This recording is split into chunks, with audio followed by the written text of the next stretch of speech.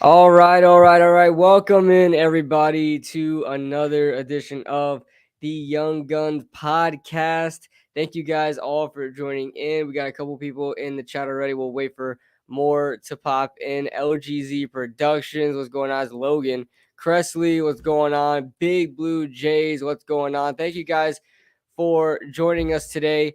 A little bit of a slow day, but we have some major news to talk about in regards to like James Bradberry and new additions to the coaching staff. And obviously, we have the schedule release coming out tomorrow. We have a lot to talk about, guys. So thank you guys for joining in.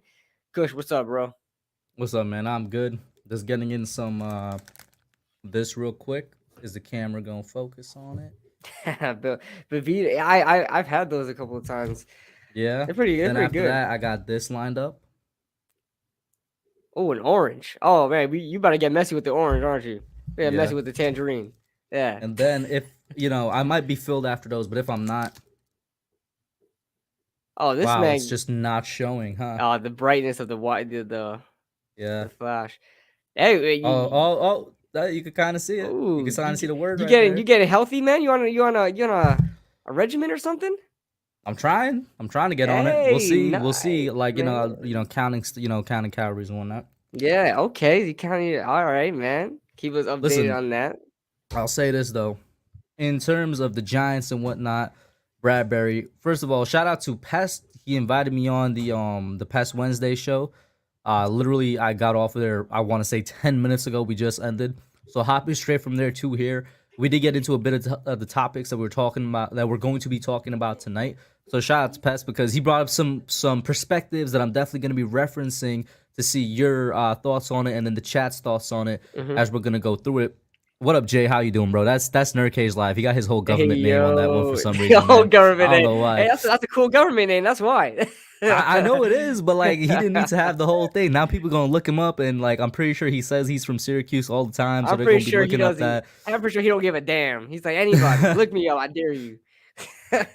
Well, you've only said your name maybe twice. Anyway, back to the topic at hand. Welcome into the Young Guns, guys. Episode 90, which means that we are Yeah. 10 away, 10 weeks away, ideally, from episode 100, Yeah, man. which is Jesus. It feels like it was just yesterday. It was episode 50, I know. and I know. I'm not gonna say it feels like yesterday we started because it does feel like a while, but it does feel like it was just yesterday we were episode 50. I'm not gonna lie. Yeah, man. We've been doing this for a long time, almost 2 years, like 52 weeks out of the year. So obviously, if we reach 100, we're damn near close to 2 years doing this. So, Yeah. just want to thank everybody for sticking around for as long as you guys did. So the support means a lot, guys, and yeah, you guys are the reason why we keep doing this. So I And appreciate guys, you. as you're popping in, make sure you hit the like button, subscribe, but most importantly, share. I keep saying this because it's evident that YouTube does not send out notifications for you guys to get in here. All right, make sure you share. And I know most of y'all following us on Twitter anyway. Retweet the retweet. Let's get into it though. We definitely kind of spent like how many minutes? 4 to 5 minutes just Yeah. not talking about anything. Yeah, but yeah. So we have some news, obviously inevitable news in James Bradberry. That saga comes to an end as the Giants finally decided to release James Bradberry after not being able to trade him. They shopped him a lot of places. You heard Indianapolis, you heard Kansas City, you heard Houston even, and I heard they were even close to a deal with Houston, but obviously they couldn't work out the contract details because obviously he's due to make a lot, and that's probably what the And biggest sometime thing last month, was. this was kind of early. Vegas as well was in Yeah, there last month.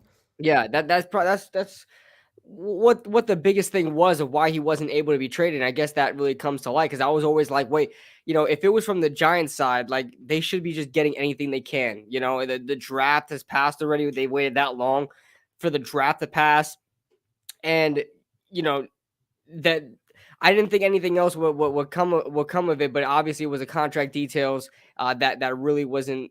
They weren't able to trade him for anything because of that, and that makes a lot more sense. I honestly didn't even think about that. He's making a lot in his contract, and it's from the teams, the trade partners that were the ones not coming to an agreement with. So, and on top of that, James Bradbury doesn't seem too happy about it. The timing in which he was traded, which I understand as well, because another thing I really didn't think of is man, a lot of these teams already spent a Yeah, they lot already spent in their money. free Yeah. agency. And you're So looking at potential like if you're gonna save up your money, you're looking at guys that are gonna be cut because of the 53-man roster, not guys like James Bradberry. And mhm. I'm sure in the early stages of free agency, somebody would have gave him 20 mil a year, and now coming around, he might not even make close to that. So there's two things that you brought up that are really important. I'm glad you brought up. First, the contract thing. What I was thinking about when somebody first introduced the idea to me of the contract is that maybe we didn't find a team that would take on his dead money, and that's why the Giants didn't do it. And that could very well be a possibility. But what you said makes way more sense. Maybe it's just straight up there wasn't a team that wanted to take his contract on Mhm. at all. Like nobody was willing to pay him 20 mil because of the fact that they knew the Giants had no leverage, and they probably knew that he was going to be released and be signed for a cheaper deal. Like Yeah. that's what's going to happen. I think, or I would hope, if I'm James Bradberry, I would hope that a team offers me a big contract. But more realistically, I'm hoping for just a 1 year deal, just a 1 year deal, so I could hit back the market at the right time next year and probably get his last big contract, which would probably be a 2 or 3 year deal. It's really a terrible situation for him. And honestly, I thank him for being as professional as he has been because he's had every right to kind of blow this up in the Giants' face, bro. He had Mhm. every right at every turn. The man Yeah. did nothing but deliver on his contract. He restructured it 2 to 3 times as well. Done nothing but help the team, and now he's getting kicked off the team. And then he's getting kicked off at the time where he's gonna get signed for probably $4 to $5 million. And I'm not even exaggerating. That's probably what teams have left to offer him. Yeah. Yeah.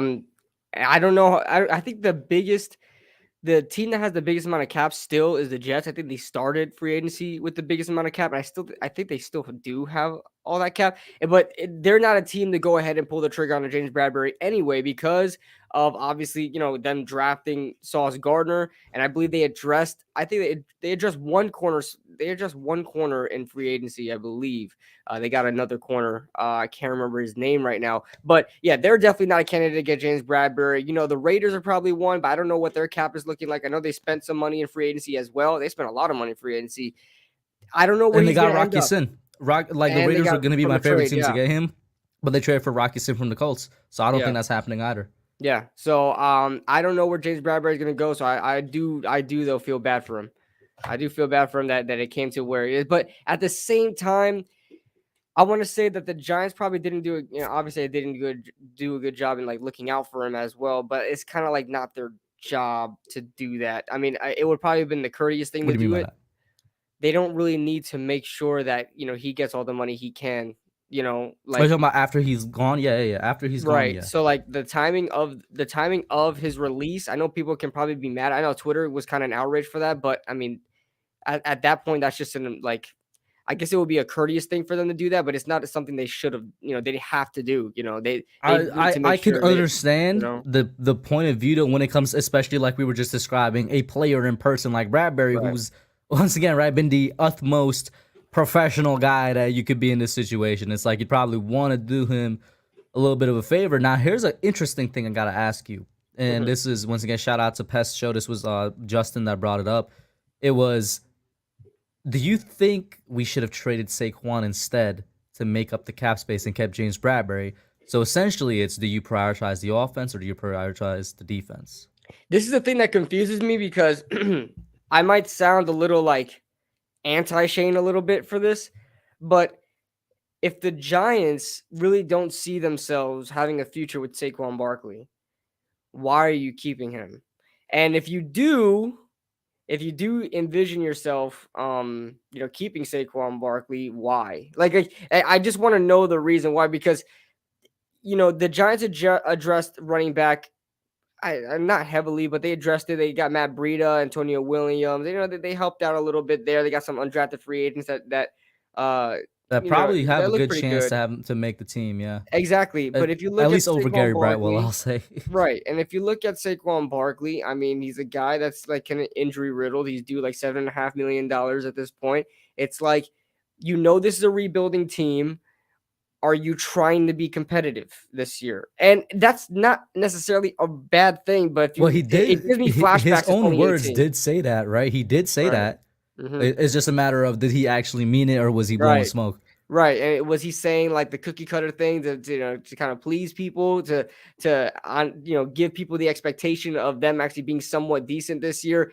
You know, I think the Giants are a team that are probably going to be scrappy this season. Now, should anybody expect them to make a huge playoff run? Absolutely not. Not yet. I mean, although we were off to a great start with our first two draft picks, we were off to a great start. But like keeping Saquon Barkley, why? At this point, you would have to be, if you're Joe Shane and you're the Giants coaching staff, you would have to kind of honestly be thinking about re-signing Saquon Barkley after this season if if you're not deciding to trade him and not your cap strap right now and to the point where you have to let go of one of your best players on your team in James Bradberry. He saves you $10 million, but Saquon could have saved you $7.5 million. Not the same thing, That's what I'm but saying, right? you That's the could have question I done that, propose. I'm right? what do you think this suggests? Like, are they just prioritizing offense over defense, or do you think it's a topic you brought up without even me having to prompting it? Do Mm-hmm. you think they're trying to win, or do you think they're trying to rebuild? Right? I think That getting rid scares me a of bit. Yeah, we're getting I into it, think man. getting rid of Bradberry, this may be a differing opinion from you. I think it actually suggests they're trying to rebuild a little bit more because I get that. Yeah. our defense was better Mm-hmm. than our offense. Without a doubt, is the better part of the team, and Bradberry is an integral part of that defense. Our offense was struggling with and without Saquon Barkley, right? So it's like I feel like us getting rid of Bradberry, maybe they are leaning a bit full tilt towards the defense, but I could be wrong because. And now I definitely want your response to this. Maybe they just look at Barkley and they say we're going to turn this man into a monster on the offensive side. I would hope so. And like we heard Dayball talk about how much he wants to use Saquon Barkley, and he's probably like a dream running back to use, like in a Brian Dayball defense. Those aren't really, he doesn't really utilize the running backs and like passing, pass blocking stuff like that. He throws him out the backfield, have to catch the ball at the backfield. Obviously, we know Saquon Barkley could catch the football. He has a lot of outside running, right? That's what Brian Dayball has in his defense. Not really much of a hard nosed, in between the It's tackles a type zone running playbook. scheme, right? Right, exactly. So, not power run whatsoever, which is what the Giants are used to in the past years. Like we've been running like power run schemes. You know what I'm saying? Oh Um, yeah, Jason has been trying to use that man like he's Zeke. yeah, exactly. So, and then having a fullback there, I don't even think we're probably going to run with a fullback. I think we signed an undrafted free agent, kind of like an H back sort of dude. So we'll know, we'll see if we even end up with a fullback, but you know, you look at Saquon Barkley, he is like a dream running back to have in Brian Daboll's offense. So maybe he just wanted to utilize him, see what he can do with him. Um, I don't know. I don't know. It's like the Giants are the Giants holding on to some sort of hope of Saquon Barkley and in them competing this season. And because if you let go of Saquon Barkley, if you trade him, you let him go, you're clearing up $7.5 million, and your starting running back is Matt Breida. I mean, to me, that's a huge It's not drop off. terrible. It's It's a huge drop off, but you just said it right. How much is he going to actually be used in that right, running back capacity with Brian right, Daboll? right, and Saquon Barkley. I hate to say it, Saquon Barkley is inevitably going to get hurt. He's going to miss time. I mean, I'm just like I'm just thinking about that already. I have no hope that he's going to if he does, he does, right? If he winds up staying healthy throughout the season, has a good season, fantastic. But I am just expecting him to go down at this point. I mean, with how many times he has already. I was never one to call him really injury prone, but what is this? His fourth season in the NFL? Fifth? He's going on his fifth, isn't it? He's going on his fifth season. Yep, So, this dude, is going damn. to be his fifth. Yeah, Golly, man, I feel so. Time is flying, man. Mia, his daughter's Time 5 is years old, flying. bro. Think about that as well. Jeez. He's taking her to like like a golf camp and stuff for like Yeah, little kids. damn, time is flying. But yeah, at this point, it's make or break for Saquon Barkley. Now, here's the thing, though. Here's the question. Before you guys could probably hear my dog chewing on something right now, so I'm gonna take him away from that. But here's the thing, though. What kind of numbers does Saquon Barkley have to put up for us to re-sign him and keep him around? Because the running, every single position, the freaking numbers are going up and up and up as far as a yearly salary goes. Oh, What does Saquon Barkley have to do to stay here? And is it going to be easy for him? Like, is it gonna be a low number, like a low bar being set for him, or does he have to exceed expectations as like a Daniel Jones would have to stay here in New York? And then with that, I'll be right so back. I would actually I'm not gonna lie to y'all. I was gonna ask him to repeat the question. Um, I'm gonna kind of stall until he gets back. Yeah. So, chat, what's up? We see A Boogie in here. He says 4 years, not fives. Come on now. He's going into his fifth year, is what we were talking about. A Boogie. He's going into his fifth year. So what we said was not wrong. Saquon is so good. He breaks his but that's a funny joke. He breaks his own ankles. All right, let us not say that. It is the fact. We all know what it is. It's the turf. At least partially it's the turf. Had Miz come on one time and did the whole rant on it. The cleats, they get stuck on it. They don't come out like they do with natural grass. And then bam, it tears an ACL or, tears a meniscus or something like that. Namar says it's not like he had a hamstring issue or something. He stepped on a dude's foot and twisted his ankle. I think he had a solid full season. He had a freak accident last year when he stepped on the guy's ankle. We'll see if Saquon can just avoid both freak accidents and regular injuries, and KB is back. So I could finally ask him to repeat that question while I was talking to you guys. So yeah. Oh, my bad. But I was saying, what does Saquon Barkley have to do to stay in New York? Because To stay in New York? you know what I'm saying? Like Give me what kind of bar is set for him? Because you look at Daniel Jones, it's listen, inevitable. They're keeping to stay Daniel in New Jones. York, I think the benchmark is 15 to 1600 yards from scrimmage. I don't know if he's ever getting back to 2,000 yards from scrimmage, which is probably peak Saquon for his career. As sad as that makes me, his rookie year. But if you could get 15 to 1,600 yards from scrimmage, that's pretty damn good. That's pretty damn good, and I feel like that would definitely be a reason they're gonna look to keep him around. Now here's the thing, and somebody brought up earlier. We were talking about, do they think that Saquon is gonna be such a big part of the team? That's why they didn't trade him, and they said maybe it is just for Daniel Jones, and that is obviously a great point to bring up as well. Keeping the offense together, not weakening the offense, and choosing to weaken the defense instead, because you want to see what you have in this guy once and for all. That is definitely something. Yeah. Lucas said minimum 1,200 yards from scrimmage to stay. I think I think that's a that's kind of little. low, man. I think That that's is kind of low. low. If you think It's about kind it, of that's low. like, A lot of running backs can get 1,200 yards from yeah. scrimmage if they're a starting running back. That's pretty easy to, and I think that's a low bar to set. And I'm not mad at that, but like at the same time, if we plan to keep Saquon Barkley around, he's not going to be cheap, and he's going to command a lot of money. And on top of that, it would be such a different situation if the Giants were in a position to compete. Like if they were a competitive team, and they were like a good team. Maybe Saquon Barkley stays for less because, hey, this is the team that drafted him. They're going places, so on and so forth. This team has no reason to stay if you're Saquon Barkley. You've been kind of demolished by a bad offensive line your whole career. Quarterback play hasn't been the best. So obviously, when you're in the backfield, of course you got 8-9 guys in the freaking box waiting for you to touch the ball. You're not really in the best situation in New York. You got a lot of the media wanting you gone. You may even want a fresh start. So, who's to say he even stays here?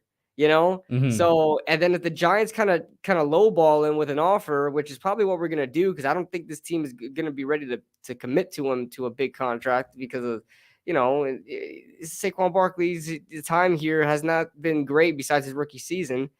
Um, And Lucas, yeah, it's a realistic number to achieve, but I don't know if it's a number that I'd look at and be like, all right, we're going to keep him because he achieved kind of a very But realistic one. I would argue, Lucas, it would have to be a nearly unrealistic sort of number to achieve in For order to us to keep keep, him. yeah, because, like, listen, man, it is what it is. You can get a running back in the third round. It really is just like that now.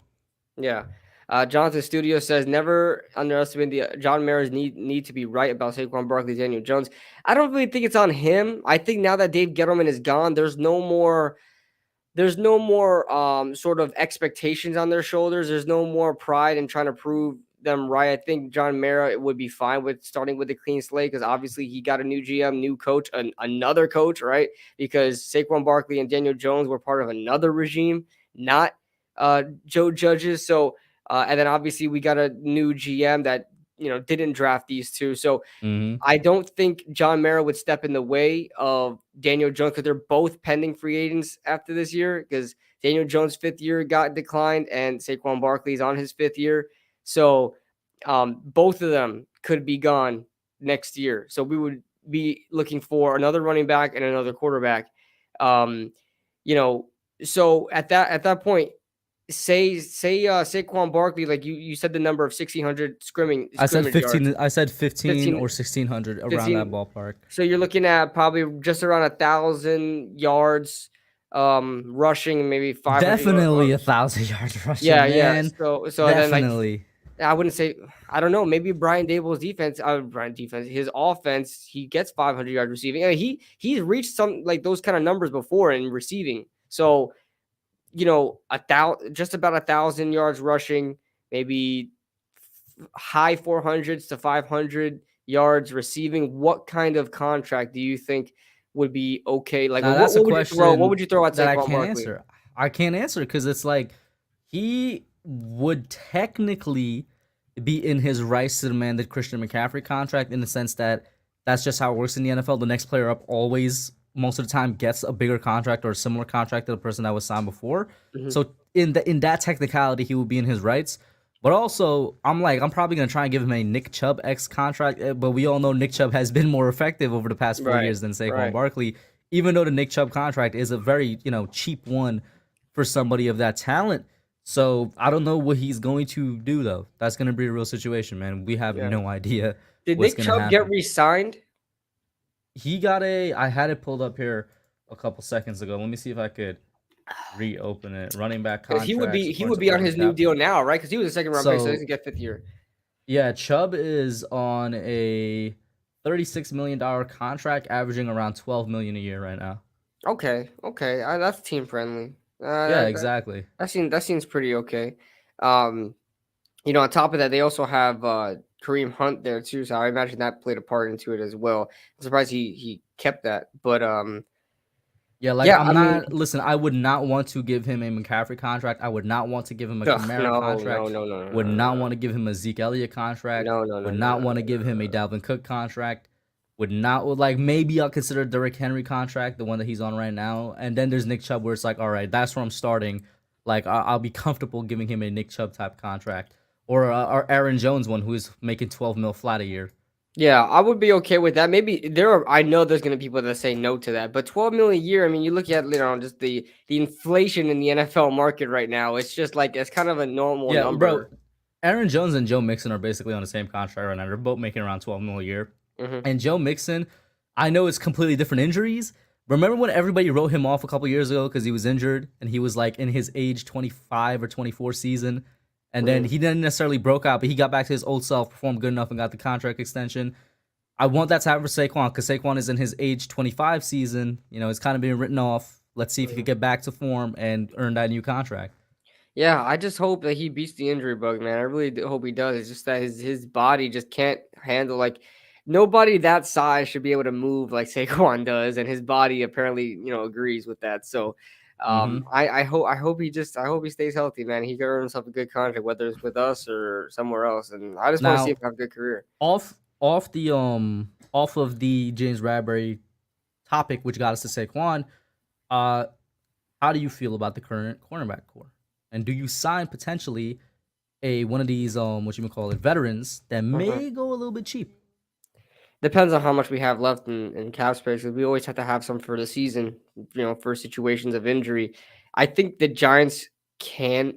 The Giants, listen, we have to acknowledge that this is the first year of a somewhat, I guess, the first year of a rebuild, first year of a new regime, right? So there's going to be some obvious weak points of the roster. I really, as much as a lot of people want to say, like, I see all over Twitter, NYPD, this and that. This New York Giants cornerback core is going to struggle. It really is. Mm-hmm. If we go out there with Aaron Robinson on the outside, which I think is a terrible move.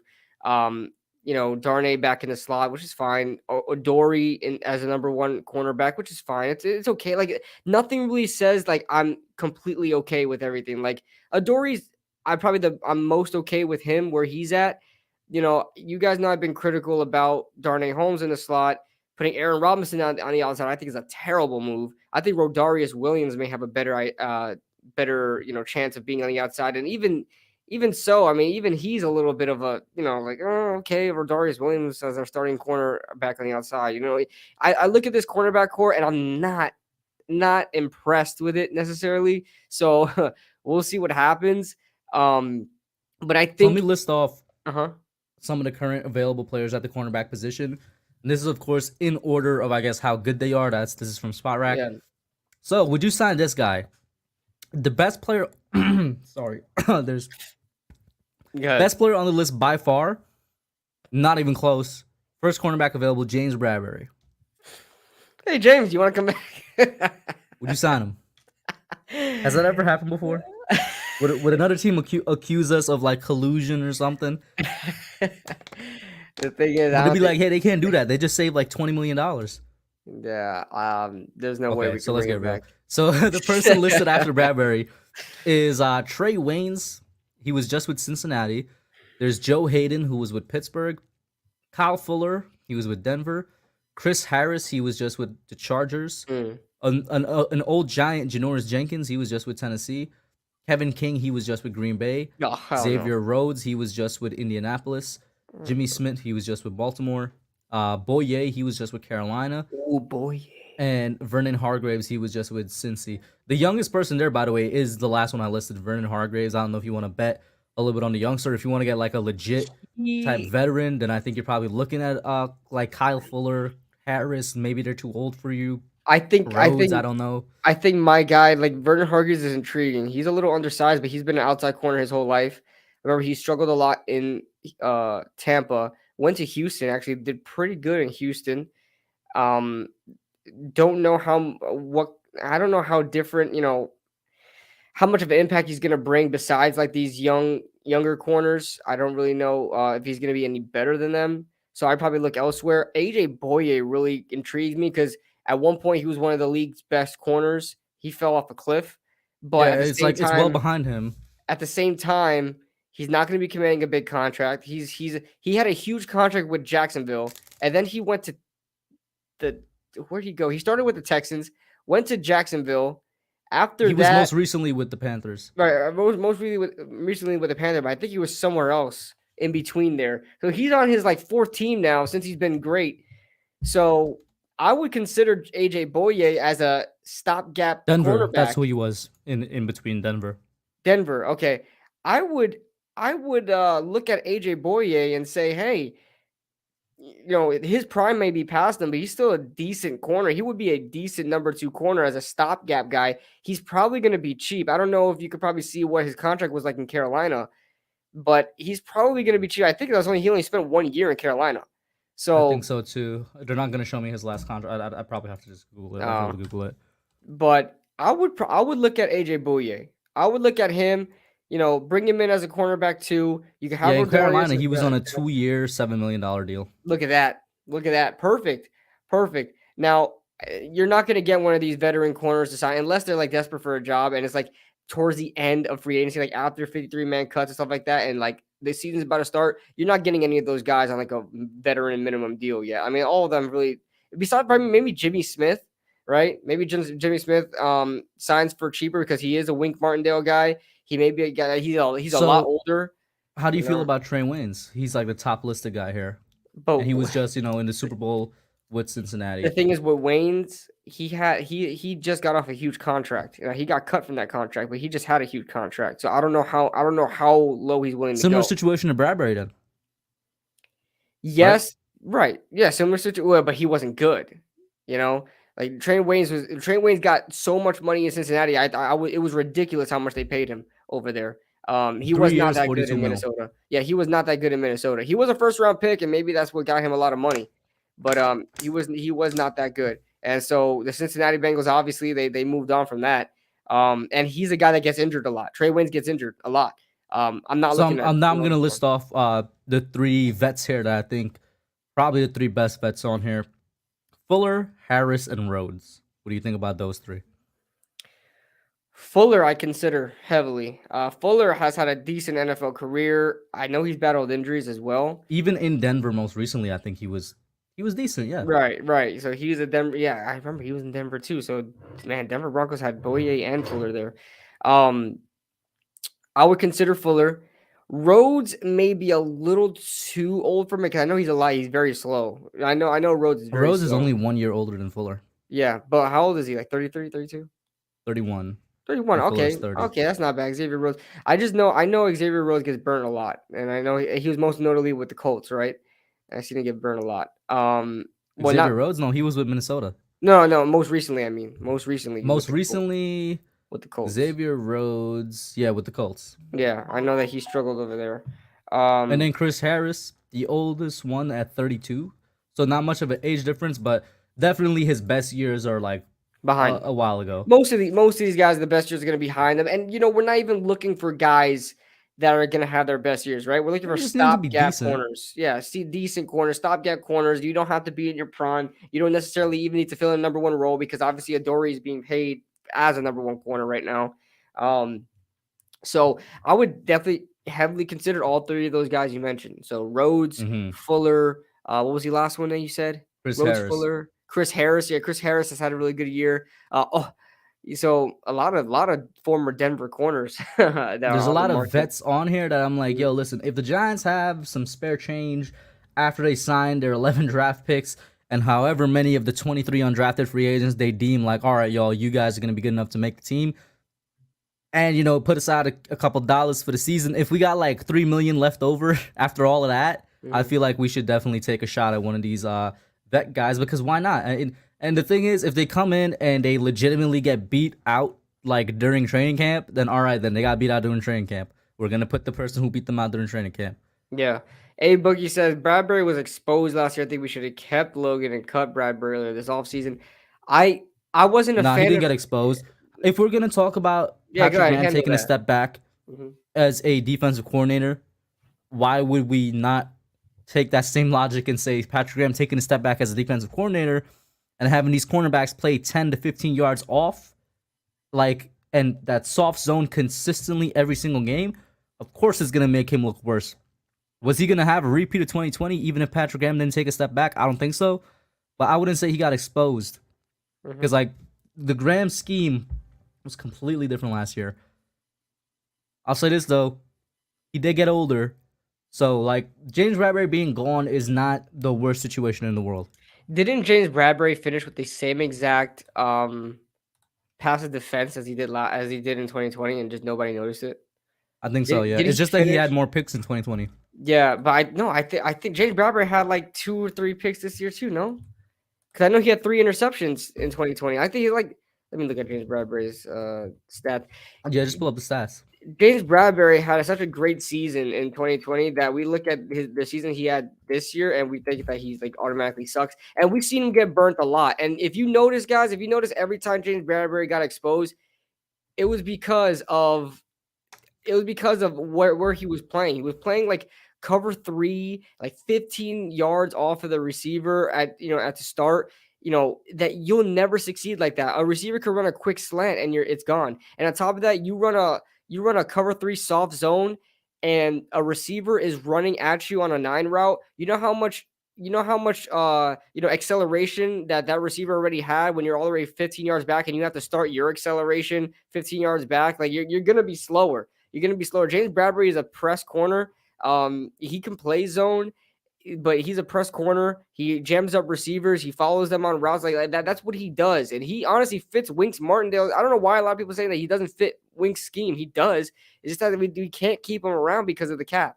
Like I don't think Bradberry was bad at all. He was not bad at all. It's just that he just didn't have the same season, and his stats are like very similar to what the season he had. So everybody's saying that he sucks. I don't understand where you guys are getting this from. He doesn't suck, guys. I promise you that. And I know a lot of people are like, well, Adoree didn't look this bad in the system because Adoree wasn't targeted as much as James. He didn't have number one receivers on him as much. So, okay. So James Bradberry's. Okay. Look at this. James Bradberry had 17 passes defense last season. That's like elite cornerback stat right there. 17 passes defense. All right. He had 18 and 20 in his great season in 2020. All right. One less. Oh, wow. One less. Interceptions. He had 4 this year. He had more this year than he did last year. And people are saying that he sucks. It's because when he got burned and when receivers beat him, it was a much worse situation. It looked bad because he was in like the coach did not put him in a place to succeed. you think about if they ran the same, because Patrick Graham screwed up by like going to a zone defense last year when he played a lot of man Highlight A before Boogie's that. comment, because if you legitimately think this, bro, you did not watch games. No, It no, was not the same they system. did not run the same system. They got It was scared. not the same system. If you noticed, You forget how many injuries we had last year on the defensive side of the ball, that Patrick Graham had to change so much what he did. We became like the world's softest defense in the world. it was We became a bend and defense break. that was historically bad in the final 2 minutes before the half ended. Do you guys remember that? Historically bad in the final 2 minutes before the half ended. If You you tell me that's knew the that they same were going to defense that in score. 2020 that was top 10, you didn't pay attention, but it definitely was not the same scheme at all, too. It was definitely not the same scheme at all. Yeah, the system was terrible. Was terrible. This all falls back on Joe Judge. I hate talking about players that are not Yes. here anymore. It gets back to Joe Judge, It yeah. all falls back to Joe Judge because it's no coincidence with his conservative play calling, with his playing not to lose That we play became a calling. conservative defense. Yeah, and then it became we seen that conservative offense ever since he was there with Jason Garrett, and then it like freaking spread to the defense when the defense was one of the more aggressive defenses out there. They played man defense. They blitzed a decent amount of times back in 2020, and they were off to a great start. They got real scared last season. They played soft cover 2, cover 3 zone throughout the entire game. Like they didn't. Okay, last year towards the end of the year, I seen when we played a little bit of man, and it worked, and it was okay. Why we didn't do that from the jump, I don't know, because you look at throughout the entire season last year, like you just mentioned, the final 2 minutes of the game. How many times did me and you call these games, and we're like, they're gonna score. They're gonna score. This team is gonna score. It doesn't matter what team it was. It doesn't matter if it was Washington or the freaking Raiders, or it didn't matter what team it was. They scored right before halftime because we did not adjust. We played the same defense throughout the whole game. It was literally cover 3, cover 2 the whole time. We barely sent blitzes. When we did send blitzes, it was freaking Darnay Holmes on a blitz. Little old Darnay Holmes on a blitz, and we expected that to work out. And then we just threw the ball in the slot where Darnay Holmes was, and that was our defense. That was our defense last season. It was not the same defense at all. I couldn't say that damn zone grand play. Yeah, it was terrible. It was absolutely bad. It was bad. Joe Judge Now, messed the this is team what up I'll crazy. say. He did. Go ahead. No, I was just gonna say, because I don't want to spend like too much time on the Bradberry thing. If you had a chance, did you get to see the new guys who brought into the front office? I've heard names. Heard So we I'll got one give guy from the you. Colts. So the guy from the Colts is, where is he? It is Mike DeRice or Mike DeRice. He's our new national scout from the Indianapolis Colts. This is per And Giants that Rider. is, let me just Yeah. tell you right now, the Colts know how to draft, bro. He's been The with the Colts Colts know how to draft. since like basically since the year they got Andrew Luck. If you wanna put anything into that. They Um they've yeah. been one of the better teams that every single year. Look at their draft, and like the Colts did a good job. Like they did. I don't think they did much this year because they didn't have a lot of picks. If I'm not mistaken, I could be wrong. Yeah, because they traded for Carson, remember? Right, exactly. So I probably didn't have a great draft, but if you look at they get a lot of late round sleepers. They get a lot of guys. If Darius Leonard was a second, third round pick, something like that, what was Darius Leonard drafted at Yeah, third Darius round? Leonard was a second or third, one Sec- out of the two. yeah, yeah. He I was a mean, day two guy. yeah, day two guy. He's one of the And best linebackers in the league right now. one of the players that DeRice was directly responsible for the Colts having is Rocky Sin. Yeah, So, and I and was a he's big one of Rocky my Sin guy yeah. coming out of Temple. I liked Rocky. He was like my number 4 corner in that year. So, and he's decent. He's decent. Amani Oruwariye is probably having a better career than he is right now. He was from the same draft class. He's in Detroit right now. But yeah, that's one guy. Any other names out there? So there's three players that are like kind of directly related to him, as Rocky Sin, Isaiah Rogers, and Zaire Franklin. Okay. And then with the Rice, not only did he spend that whole decade with the Colts, but he also briefly worked alongside Brandon Brown, our current assistant GM. Yeah, I want like. There's a lot of people like Brandon Brown, and I want to see directly. I know we'll never be able to get this answer until he eventually leaves and becomes his own GM, and then we find out what picks he was responsible for. But I really want to see where his like, I would you say know, he was responsible for Josh Azidu, bro. you I'd think probably say so? that off the bat. Yeah, I Just think from intuition, or do you have any like? maybe from intuition, but also Azidu. He's not Jordan Mailata size, who we know that Brandon Okay, Brown so, was directly responsible for. But he has strength, power, and athleticism, just like Mailata had. mhm. And where he's better, and part of the reason I think he could be our left guard of the future is that footwork. He has really good footwork, so we'll see if he could develop. It kind of fits the athletic guy that has experience and can develop into a starter build that we Yeah, know that we've seen from Philadelphia. Brandon Brown had his hand in. So I really like, and just to get off on a quick tangent, real quick, I really like the footwork from those UNC guards, man.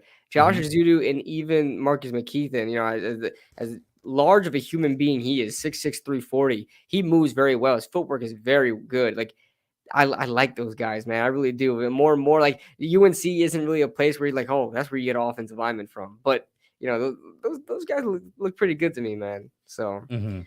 Yeah, but as far as that goes with Brandon Brown and Derice guy, I think they're off to the right track. I'm really skeptical about this draft class though. I'm really skeptical about it, to be honest with you. Like I wanna be like gung ho, oh man, this is a great draft class and this, start to something amazing. The first two picks were a slam dunk. Like I said, my grandmother could have picked those picks, and that, anybody could have done that. The real test to see how good this department is, and not even yet because they were utilizing Jay to get them in scouts. Um, is this draft class here, man? Um, not thrilled about it at all, but I'm very excited to bring in those new scouts and see what Joe Shane has in store with the guys that he Yeah, the wants. second guy, Dennis Hickey, Hmm. formerly he was actually the Miami Dolphins GM in January, from January I 2014 heard. all the way to January 2016.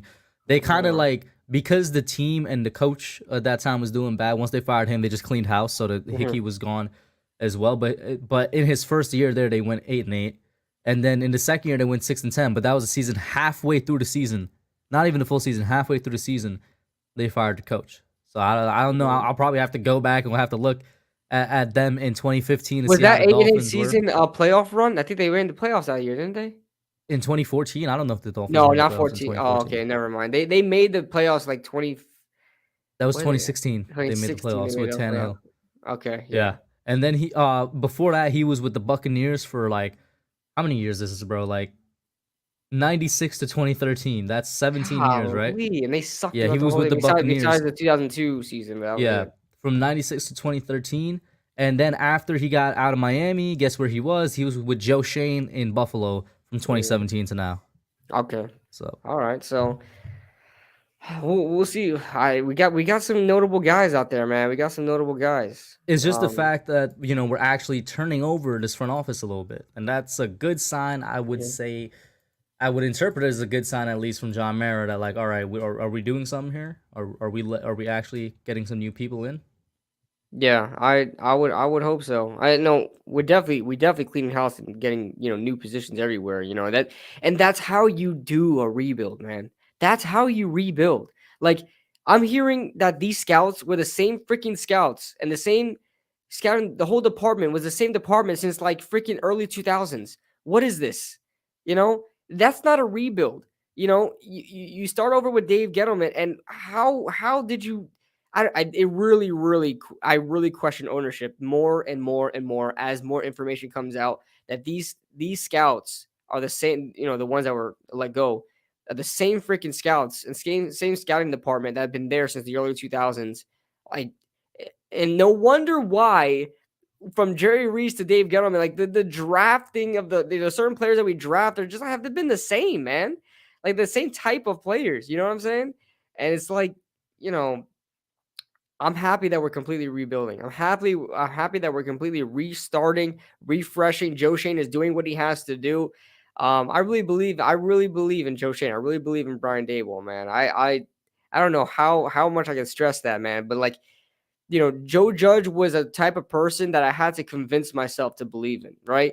Watching his press conferences, hearing about his resume. He was a guy that didn't have a great, fantastic resume, but learned under Nick Saban, learned under Bill Belichick, and I was like, okay, I'm going to convince myself that Joe Judge is the guy. Joe Shane has a track record. Brian Dable has a track record. We know Wink Martindale has a track record. Mike Kafka has a track record. These scouts that we're giving that we're bringing in have a track record. Indianapolis, a scout from Indianapolis. You know how well they draft over there. We got a freaking former GM in there. We're doing all the right things, all the necessary things, man. And I'm excited. I'm excited about this new Giants, man. Really am. Shout out to Thomas Price. Thank you for popping in, man. What up, Thank you so Thomas? much. Yeah, that's it in terms of those guys. Let me ask you a question now. What are you looking forward to for rookie minicamp? It's coming. Next week? I was about to say this week. Is it this week? Let me check. It's like the 15th. Yeah, I think it's the 15th. So it's coming right up. Yeah. So Sunday. Wow, Sunday. Okay.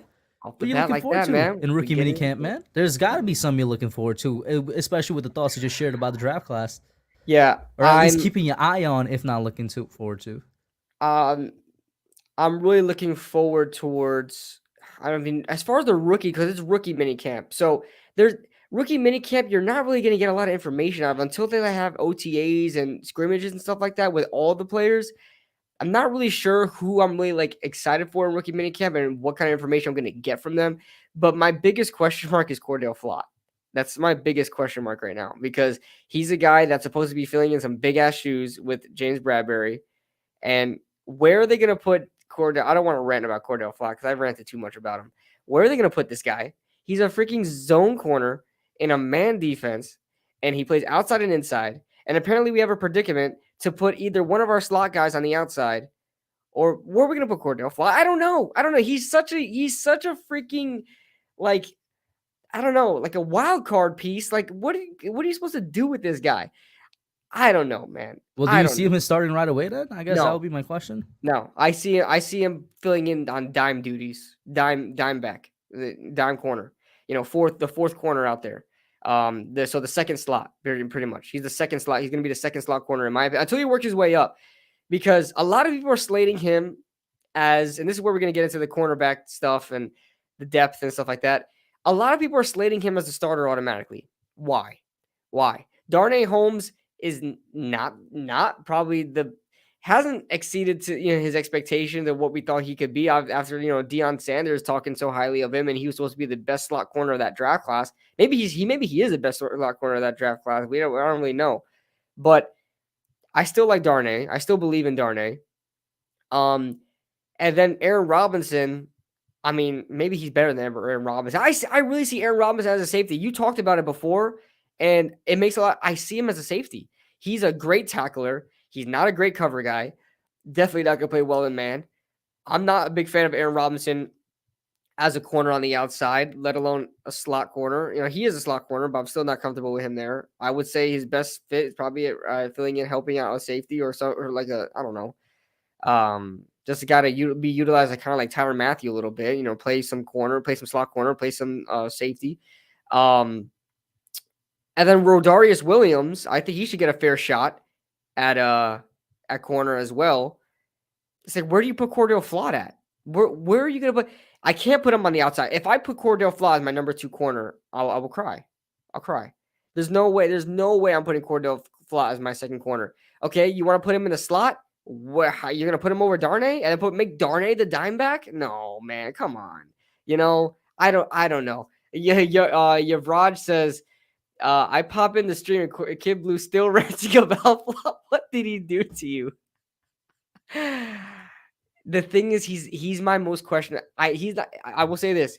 He's not my most hated pick because I don't have a pick I hate in it. Well, maybe I do have a pick I hate. Maybe that's the Dane Belton. I don't like that pick. I hate that pick. I just ranted it, or not ranted. I was just talking about Dane Belton on Pest Stream before this. Yeah, because I honestly see him as maybe like a special teams type player, right? I'll say. And we drafted him in the 4th round, Kush. Yeah, but you know what that reminds me of? Listen, you know what pick that reminds me of? You remember Mikael Thompson back in 2015? He was a 7th round rated safety, and we drafted him in the 4th round. That's the same situation. Mikael Thompson sucked. He was garbage. So that really reminds me. Now here's the thing. It seems that both Pest and Justin actually have faith in Dane Belton, not to be a starter, but to be what Justin a 4th round pick should be. You said Did you hear Justin. what I said? Did you say Justin? Wait, but repeat what I just said. No. What'd you I want to say? make sure something. No. No, No, no, say, no, say no, that no. again. You didn't Repeat catch what I that. just said. I heard you said they have some faith in him. You said that? Yeah. What's wrong with having a little faith in him? Justin So Pennick so has so faith for me to in. finish the thought, right? It was like not to be a starter, but to be what a fourth round pick should be, and that is good depth. They have Fourth, faith that he could be good depth. I think Now there's fourth a round. I difference think fourth between round what guys I'm are viewing fringe it as. starters. Nah. Darnay Holmes was a fourth round pick. That's a fringe starter. He's a And he's slot. good depth right now. Starting And slot corner though. guess what? Nah, he's not the starting slot corner, bro. No. Here's how it goes here. First round is obvious starter. Second round is starter, but not your number one guy. So like probably like a number two receiver. Maybe you get a number one receiver out of there. You know, and then picks that don't really matter as much. Like you get linebackers, tight ends, starting linebackers, starting tight ends, starting running backs in the second round, right? Still really good.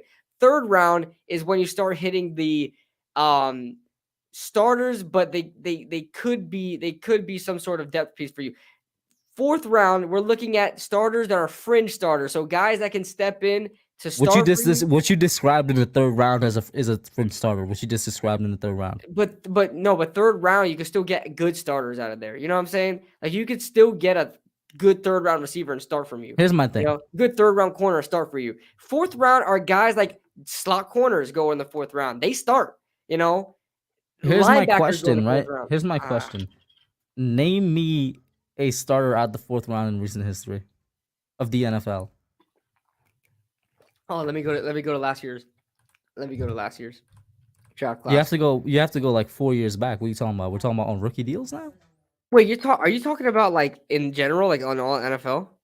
There are plenty of fourth round starters. Let me hear one. Without you looking up anything, bro. Oh man, I can't remember where these guys are drafted. I can't remember where these guys are drafted. Look at this dude, bro. Man, look at this I'm not an encyclopedia. Oh my What is wrong with you? Anyway, to go back to Dane Belton, I hope he develops what they say that he could develop into, which is good depth, somebody that is probably going to be your second guy in the safety room at strong safety position. Where I'm like, all right, I hope so, because the way I view him is special teams, which is not good depth. Special teams is special teams. All right, there's a difference. Okay, here we go. So let's go to the fourth round here. Let's go to the fourth round. So this is last year's draft, okay? Last year's draft in the fourth round. So we got Michael Carter. He's a starter. We got Amon-Ra St. Brown. He's a starter. Jabril Cox is in line to be a starter. Michael Carter doesn't count. That's a running back, but I'll count Amon-Ra for sure. Amon-Ra counts, but really, running backs, we literally just said in the last segment, you get a running back in third round and beyond. We just said that. Okay, fine. Amon-Ra is what's up. out of Pittsburgh. He was a starter. Dan Moore was their starting left tackle. Tyler Wallace, did he get some start time? No, he didn't. Because they had bad injuries over there in this place. I mean, I see here. Oh, these have stats. Oh, this would be better, easier. This is easier to use. Okay, so then I could just look at what these the production of these people. Ramondre Stevenson had good production. I don't know if he was necessarily a starter because New England likes to rotate their running backs. Chuba Hubbard was a starter there for a while after Christian McCaffrey got hurt. And that's just this year. That's just that. Oh my god, it's impossible to please you. All I'm saying is running back. That's all I'm saying. But like I said, they're fringe starters, man. The guys that can come in. They come in and help out, you know? I don't even know how we got here because I just said that I think he's going to be a special teams player that we drafted in the fourth round, which would be terrible. But you don't, yeah, and I know then Justin Pennick and Pest said that they think he's going to be good depth, and I'm like, I can take good depth. Okay. Where do you see him being? I don't think he's good depth at all. I think he's garbage depth. I think he's exactly what you said, a special teams player. And he really reminds me of, I bet if I mention this to Justin, because he's like a freaking Giants encyclopedia, I bet if I say Mikael Thompson to him, he's going to be like, oh, damn, that makes a lot of sense. Mikael Thompson was drafted in the fourth round by the Giants in 25th. That was the Eric Flowers draft. That was one of the worst drafts I've ever seen from the Giants. Mikael Thompson was drafted in the fourth round, and he was regarded as a seventh round to undrafted player. Like he was a special teams player at a Texas. Like in college, he was a special teams player, and we drafted him in the 4th round. That's insane. That really reminds me of this Dane Belton pick because when I watch Dane Belton on film, I see him. He's the cover 3 safety that's in the box that plays the flat. That's all he does. That is literally all he does. His run stopping ability, he wants to he's undersized. He's 6'1", 205, okay? He's tiny for a safety. Oh my god. It was my water bottle. But he's tiny. He's not going to help in run support in the NFL. He's not going to be beating up on these offensive linemen, getting through and stuffing the running back in the NFL. He's not going to be blocking block shedding in the NFL. Dane Belton. He's going to be playing in the flat as the safety to come down in the box. And that's pretty much all his role is. That's all he did in Iowa that he was good at. Now he did a little bit of single high safety work. He was bad. He was there. He played a little bit of slot corner as well. He was not able to guard outbreaking routes at all. So if a slot receiver was on an out route, he was not able to compete at all. He was a real liability there, man. I mean, he was a guy to run all over the field but do a bunch of nothing. Dane Belton. So Jabrin says Kid was a funny kid indeed. I appreciate that, man. I try to be. What are you guys excited about in the schedule tomorrow? I mean, we can get into that soon too. I mean, I just want to see who are playing and what times we're playing. Before we get to the schedule, my other thing, getting off of rookie minicamp was regular training camp and the preseason. Is there anything you look forward to? Because I feel like most people's answers would be our young tackles versus our young edges. Yeah, I'm really excited to see the linebackers. I'm a huge Micah McFadden guy. Don't know how people are not Micah McFadden guys. I am people. I also think Micah McFadden is going to be like a special teams dude. What? Dude, he was all over the place in Indiana. Like he plays I just don't think it's going to translate, bro. He plays like Blake Martinez. I just do not think it will translate. And I know one of the stats that's going to pop off the page for people is I think he had like around 10 sacks or something crazy like that. Dude, as an inside linebacker, he had the best pass rush grade as an inside linebacker. He had a 92.6 or something like that pass rush grade. We're not rushing an inside linebacker, bro. Like, stop it. But Blake Martinez rushes all the time as an inside linebacker. He plays okay, you're saying he won't translate to the NFL. You're basically saying Blake Martinez does not translate well into the NFL. No, he plays Blake just Martinez. Like him. First of all, Blake Martinez's talent translated. I don't know if Micah McFadden is as talented Micah as Blake McFadden was. Pass defense. I mean, pass coverage is great. He has. I would say, it's phenomenal pass coverage. You want to put a case of dew on it? Hell yeah. Dude? What? I even checked out Bobby Skinner's. I'll put a case of dew on it right now. Micah McFadden. Is going to be a special teams player this year. So you think? Oh, he's probably going to be on special teams. He's drafted in the 5th round. He's going to be on special teams.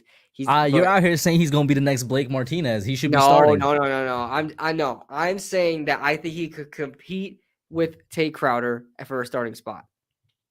I really think I don't think Tate Crowder provides anything. There's no way for me to judge that though. Like, how am I going to judge that in this bet? Like, how am I supposed to judge if he's going to compete with Tate Crowder for the starting spot? If he winds up starting. If he wants to beat Tate Crowder for the starting spot. Okay, then. Good. So that's the bet. That's the bet then. He's a starter. That's the bet, right? He's either a starter or he's a special teams player. And I'm not saying day one starter. It took a while for Tate Crowder to start. It took like 4 weeks. It wasn't that long. All right, but it took a while. Micah McFadden is going to get some time. And hold on. Some time is not starter. You got to give me something. You know what I'm saying? He was chat. Y'all see this? He's backtracking so hard on the bet right now. Chat. Y'all see this? I'm telling you. By you saying that Micah McFadden is going to be a special teams player, where are you with Darian Beavers? Don't tell me his talent translates to the NFL. I'll walk out this room right now. Darian Beavers, Tate Crowder, and Blake Martinez are our 2 starting linebackers. Okay, first of all, get that straight. Darian Beaver at the middle linebacker position is the 3rd guy on the roster right now. What? Is this because he was in the running for the freaking best linebacker award, the freaking Dick Butkus award? This is because of that. I had a whole argument with a dude. I had a whole argument with a dude on Twitter about Darian Beavers and Micah McFadden, I want to know one trait. You good? You see a UFO or something? Is there like? Hold up. Continue talking. I gotta look something up real quick, bro. What? A shooting star or something? No, I'm not by a window. Oh, are you good? I'm invested. what the hell is that? Freaking. Give me a second. Yo, what is that? Is that DLC? My God. What is it? Multiplayer? What is it? Oh, you're talking about a video game, dude. Season 2 has an additional story thing. Okay, no, it's like Halo Infinite Season 2, so it's basically like DLC. Oh, so I'm like, I'm just seeing a completely new cutscene. I'm like, what the hell is this? But what should we call it? I had a whole argument with a dude on Twitter, right, saying that Darian Beaver is like the next coming. I want to know. I just said he's the third guy on the linebacker. But okay, but I want you to defend. That's not nearly as crazy as saying Micah McFadden. Listen to me. Listen to me.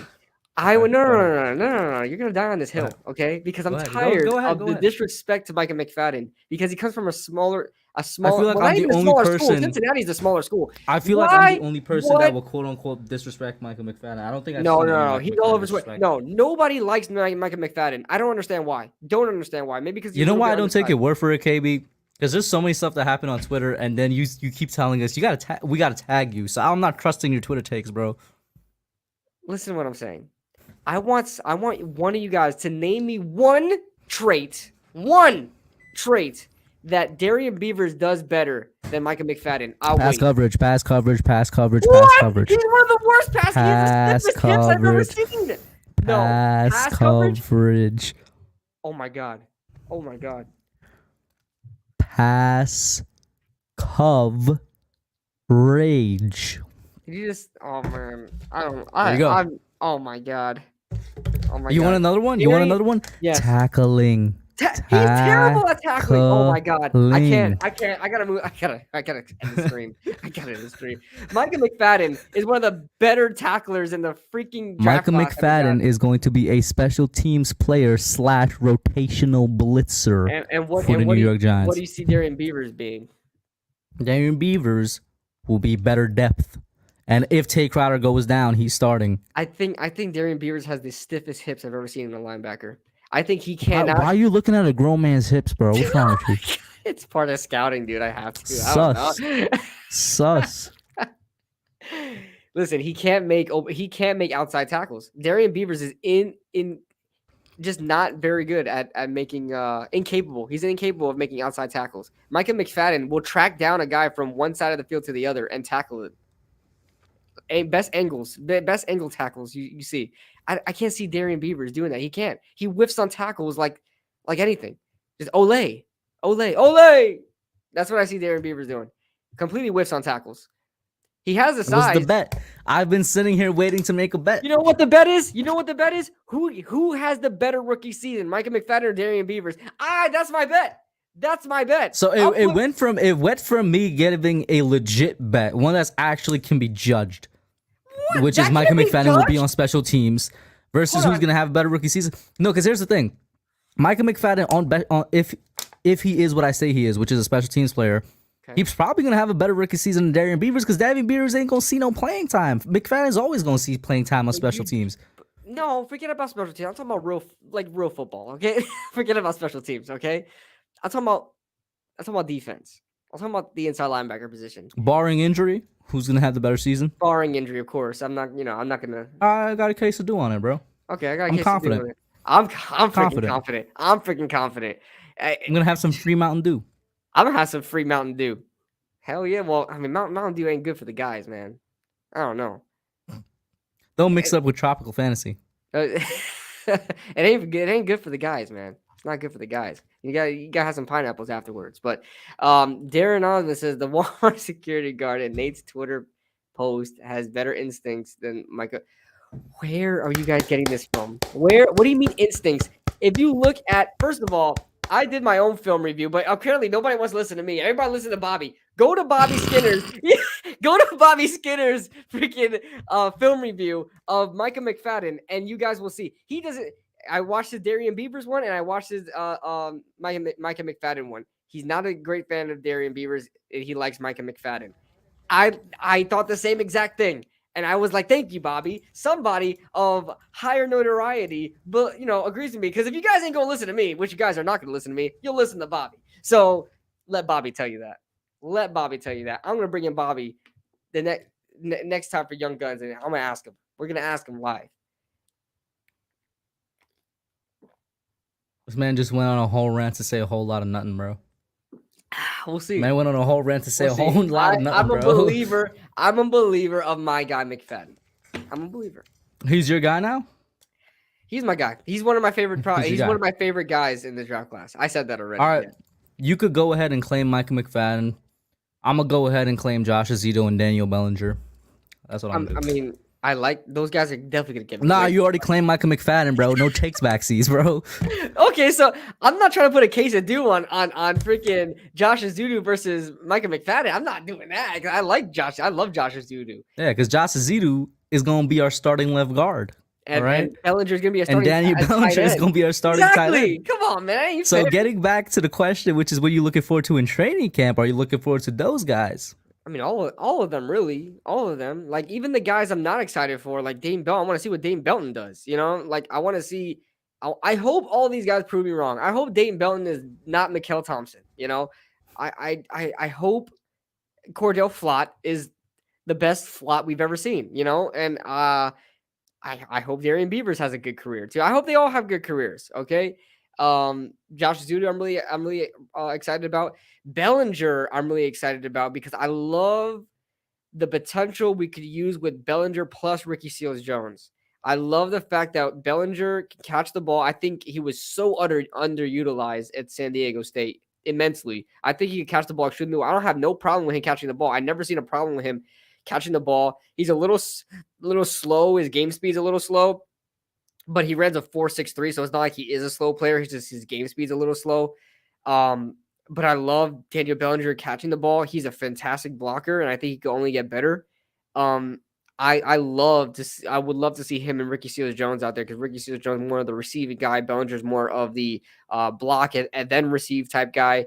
I'm really, really intrigued by that. And like, although Bellinger wasn't like the most notable name out of you good, this man just got the worst news of his life. I just got a text, right? Yo, I'm definitely memeing that when your girl says she prayed. The girl said all right, so some of y'all might not know, but I don't have sources with the Giants. I just know like people that can occasionally say stuff. Oh, okay. All right. I just got a text regarding the New York Giants schedule. Mm-hmm. Per this, do we want to call it source? Find me another synonym, bro. What are we gonna call this? Insider. No, per this insider. Mm-hmm. With an NFL schedule leak, the New York Giants will play the Cowboys, Commanders, and Eagles 2 times this season. Moving on. Moving on. What the hell was that?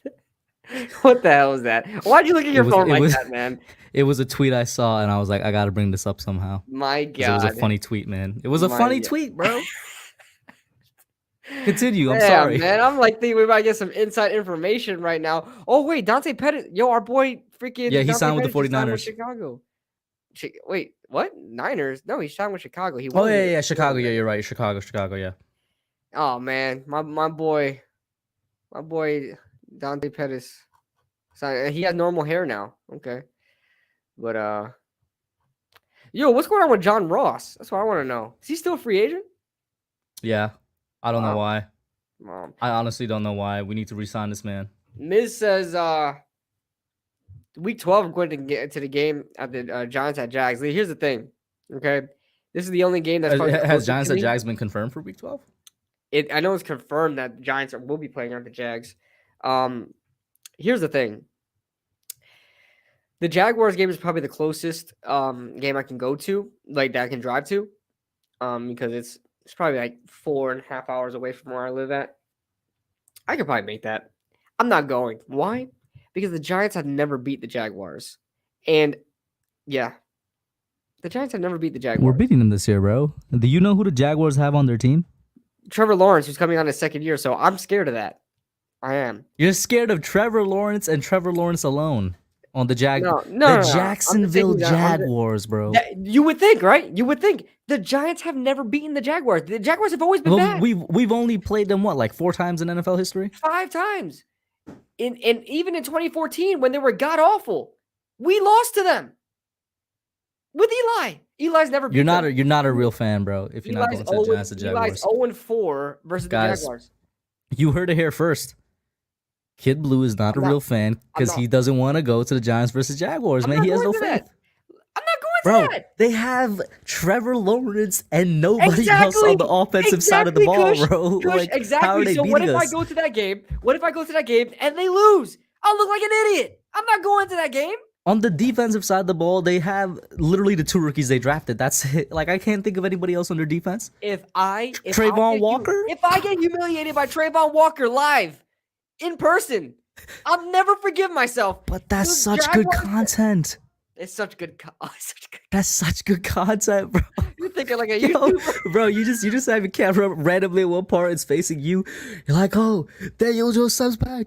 Oh no, he's sacked by Trayvon Walker for the 4th time this game. Dude, if I go to that Jaguars game, now you gotta go, bro. You're letting Trayvon Walker scare you out of going into a game. You gotta go. This thing, you gotta stand on your ground. Dude, I have the worst freaking luck, man. If I go to that game, Trayvon Walker's gonna ball out. Yes, gotta stand on your ground, KB. Everything you said about Trayvon Walker is invalid if you don't go to that game, man. You just said it is the closest game to you. I would have to get tickets for like $100. Cheaper. Just go to the nosebleeds, honestly. Matter of fact, the schedule hasn't come out, so we can't even see. They're probably not even listed yet. I wonder how much. Isn't Jacksonville literally the only stadium in the NFL that has a pool in their stadium, bro? Yeah, but you gotta pay. Why does one of the worst franchises in the NFL history have a pool in their stadium? Why don't one of the better franchises have that? Well, because that's the only way they can get people to go to the stadium. That's why. Like, you could be in the pool and watching the game. That's crazy, man. Oh, that pool probably dirty, bro. You know how much kids are in that damn pool? Every time I would think that it would be rich people up there, not necessarily kids. No, the kids are always in it. The kids are always in it. They always throw the kids in there. So, yeah. Kid, how you not gonna go? Your team comes to your state because I go up there. That's what I'm planning to go again up there. Now, listen. In terms of the schedule, like I said on the last podcast, I'm gonna say here, I'm probably gonna go to a game earlier. I'm gonna try and get a game like in the first month, ideally, if not first 2 months of the season. Yeah. For weather, and at least I know we'll be competitive. We will definitely be competitive in the first 2 months of the season. Yeah. I have no idea what we're gonna be in the latter half. That's a completely different situation. But like whenever it comes out, like I'll tell y'all right now, bro. If our home opener is against Washington, I'm gonna try my hardest to get tickets to Washington, just because I want to see us humble them. Now, for those of you that don't know, there has been 2 quote-unquote scheduled leaks, like actual ones. One came out like last week. It was like we're playing the Vikings week 1. And then there was one that came out a couple days ago that said our home opener is against the Commanders. And I'm like, if those are our first 2 weeks, that's what's up. Because I don't know if we could beat the Vikings, but I know that we could sack Kirk Cousins. Because the Vikings line, I don't think they're holding back Kayvon, Aziz, Leo, and Dexter. I think we could sack them a lot. Yeah. And maybe, just maybe, it results in a win, but I'm not going to say that. But Washington, we got to beat Washington because these Commanders fans are out of hand, man. And if that's our home opener, come on now. My memory escapes me because every time I'm live, it always escapes me. They swept us. They swept us last season. Yeah. Yeah, that's why Commanders fans been going wild, bro. When is that ever? What was the last time that happened? And hold on, they won the first game by technicality. Okay. Yeah, they didn't win the first game, bro. Yeah, they did not. We that was one of the better games we had, and we still lost. Oh man, that game broke my heart. I remember I was right there in that corner of that wall right there, crying. Yep. That was a bad game. That was a bad. We definitely got to beat the Commanders this season, man. We gotta beat the commies with Carson Wentz there, our quarterback. Isn't What do that you just gonna give be me? so Just weird? give me your complete thoughts because you kind of skipped over the Minnesota one of the Minnesota game. If it is I would our just I season would opener, it rather I will be would in rather Minnesota, by the way. If it is our season yeah, opener, and that's fine with me because it's not gonna be that cold over there in Minnesota during that time. So they're indoor. They're indoor. Doesn't oh, matter. the indoor does yeah. I forgot they got a new stadium. But They have a beautiful stadium, man. I heard Why yeah, I can't seen we it. have a beautiful I see stadium? yeah, Minnesota well, has, in my opinion, one of the most beautiful stadiums in the NFL. it took a lot of The time to Viking make it. Ship Stadium. Yeah. The first one crashed down when they're remember they and that Hmm. was unfortunate. Somebody lost their life that in that stadium. But week 1 against Minnesota, I would probably prefer. I want like the Commanders like another week 2 primetime type game where we're a little warmed up. You know, I don't want to have our go through our like rookie, day 1, kinks versus, our rivals now. Now I consider them rivals because they swept us last season. So now I'm targeting them. I want us to face Minnesota first because I think Minnesota is a team that competes, but also a team that is not that good. Their defense is kind of bad. They have like no corners over there. They drafted who they draft Andrew Booth. They got Andrew Booth, right? I can't remember. Yeah, they got Booth. They got Booth. They got Lewis Seed. That's all they got. Their receivers, obviously, Justin Jefferson, Adam Thielen, great, right? We're gonna struggle versus them. Their Dalvin offensive Cook line at is the running back. right. Their offensive line is garbage. That's So what I'm like. We if we can can get to Kirk Cousins. And if we can get Azeez Ojolari and Kayvon Thibodeau started early, where they got that momentum going into week 2 versus the Commanders, I would love that. Like if they have a field day versus Minnesota's offensive line, they're going to be so pumped up for the rest of the season. Like if you could start off great week 1, you could have a fantastic, year. So Hmm. I would love Minnesota for week 1. I would take that all day. But is it gonna be another situation where, for the millionth time in a row, the Giants start off 0-1? I don't care. I don't care. I think that's our best chance though. I do think that maybe the Commanders could be our best chance at week 1 too. But like I said, I kind of want to have our rookies and have these guys like sort of have accustomed to playing together one or 2 games and then face the Commanders because I really want to beat that team. I really want to like Hmm. I'll sacrifice it. I'll So sacrifice a week 1 yeah, loss speaking to about the kill them. Commanders now, is Commander Carson gonna tear up our defense? No, no. I think he'll play like Carson Wentz. Like Carson Wentz is one of those guys that he plays the same. Now Like remember this, bro. You say that, but unironically, Carson Wentz plays amazing against the Giants. that is true. Now he's playing with a new team, so we'll see how that goes. But who does he have? Terry McLaurin. He's got Curtis Samuel, De'Ami Brown, I and forgot they had Curtis. Well, yeah, Jahan they have a Dotson. good receiving core, bro. They have a really good They receiving got a core. decent receiving core. I'm not scared of Antonio Gibson at all. Antonio Gibson kills every team except the Giants. The Giants kill Antonio Gibson. Not scared of him. Um, they Thank you for drafted jinxing Brian. us. Knock on They wood. they drafted Brian Robinson at Alabama, running back. Um, I don't know. Like I said, I say this so many times, and hopefully people will actually finally listen to me. Washington consistently has one of the better rosters in the NFL. Consistently. They've never done anything with it. They have consistently one of the best front sevens in the NFL. Never do anything with it. Okay. I'm not scared of Washington on paper. Okay. Not anymore because constantly they've always had good teams on paper and they never perform. Okay. They were supposed to be like a lot of people said they were going to be the number 1 defense in the NFL last year. They wound up being almost dead last. Okay. Well, I think points per game, they weren't too bad, but yards given up, they were like almost dead last. They're terrible. They're terrible defense. Their roster looks good, but do not look at their roster and be afraid of them because they're the freaking Commanders. They're Washington at the end of the day. Okay, they're Washington. No matter what name they have, whether it was the Skins, whether it was the freaking football team, or whether it was the Commanders, they're still the same team. All right, and they're garbage. Does Chase Young rebound or bust? Duran says. I say he rebounds. Did he get hurt this season? Chase Young? It was He tore his ACL? it was a little bit of a hurt. Yeah, I can't remember because Did he his tear his ACL? sophomore year too. No, wait, last year was his sophomore year. I can't remember what the injury was, but I think he was hurt for a bit. I think he tore his ACL, no? It has to be towards the end of the season if he tore his ACL because he played us. Chase Young injury. No, he got hurt. Injury versus the Bucks in 2021. week 10. Yeah, Washington defensive end Chase Young out for the rest of the season with a torn ACL. What week was that? I don't want to look at his damn profile.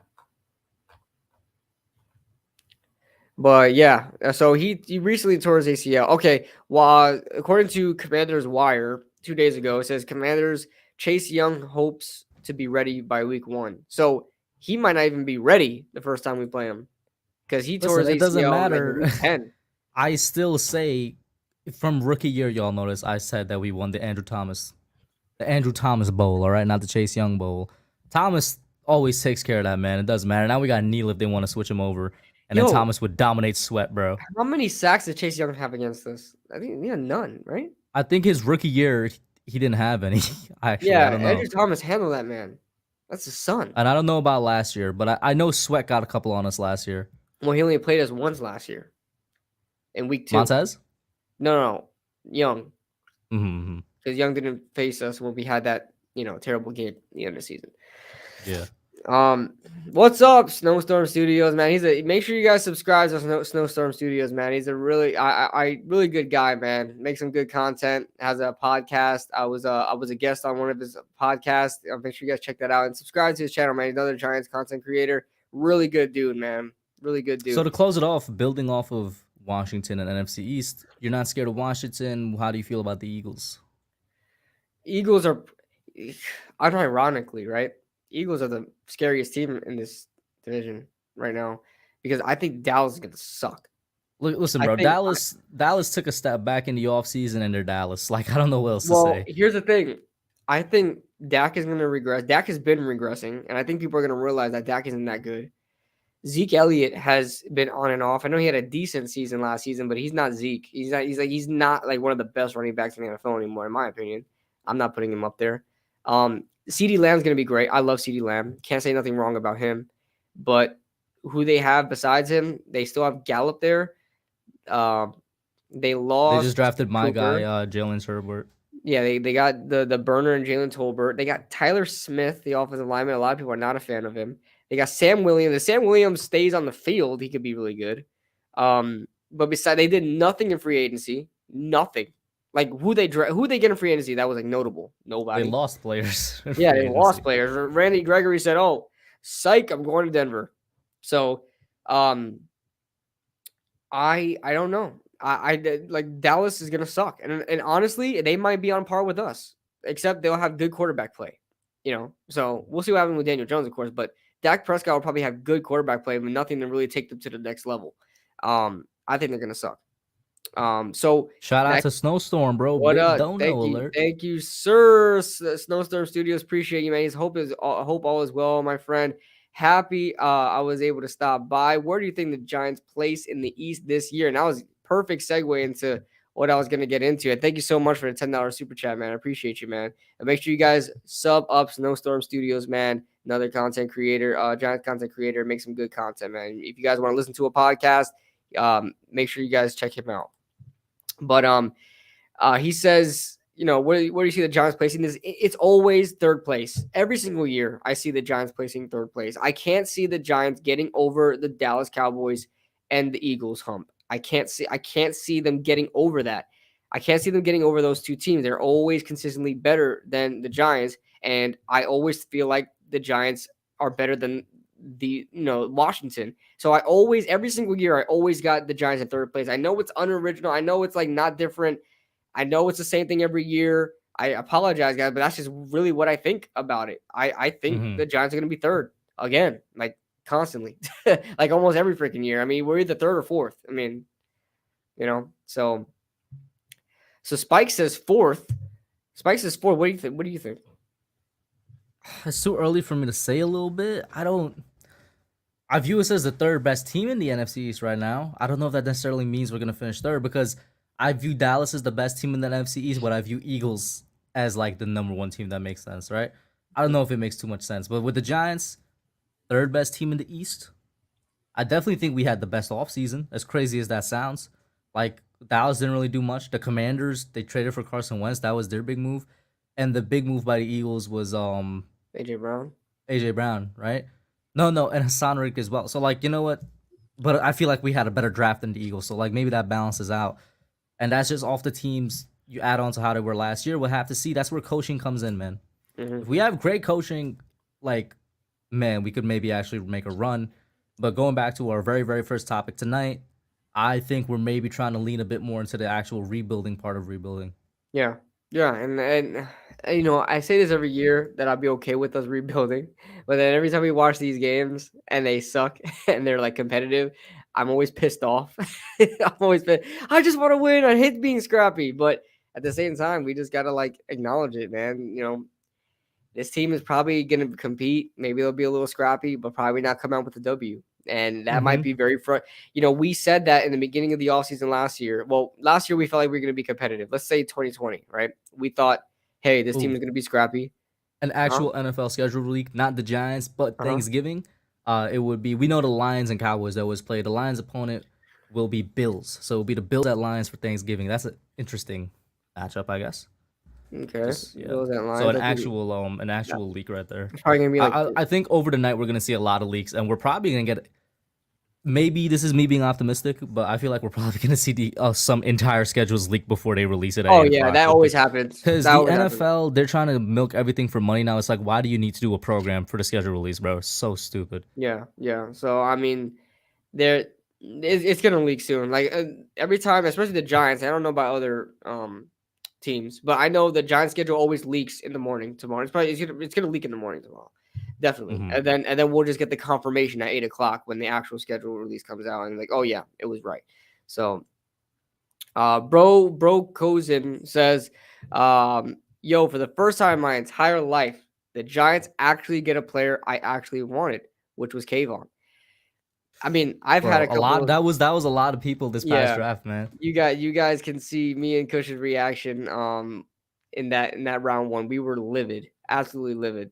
But in a good way, in a Wait, good way. I was about to say, livid usually means angry. Livid. Well, livid was just like we were off the walls. We were off the walls. Yeah. Yeah, we were off the walls. But I would love to beat the Vikings. Yeah, if we wind up and it's very listen. These aren't like 2 years ago's Vikings where they were like competing for in the playoffs. This is a Vikings team that went like what was their record? They had a losing record last season. They're not a great team. They didn't have a lot of free agent acquisitions. Their draft was decent, but they didn't have enough draft picks to really like capitalize on all of their needs. They didn't really address pass rusher that well. They really didn't address any of their offensive line that well. They addressed their defensive backs like Lewis Seen and Andrew Booth. That's all they really did.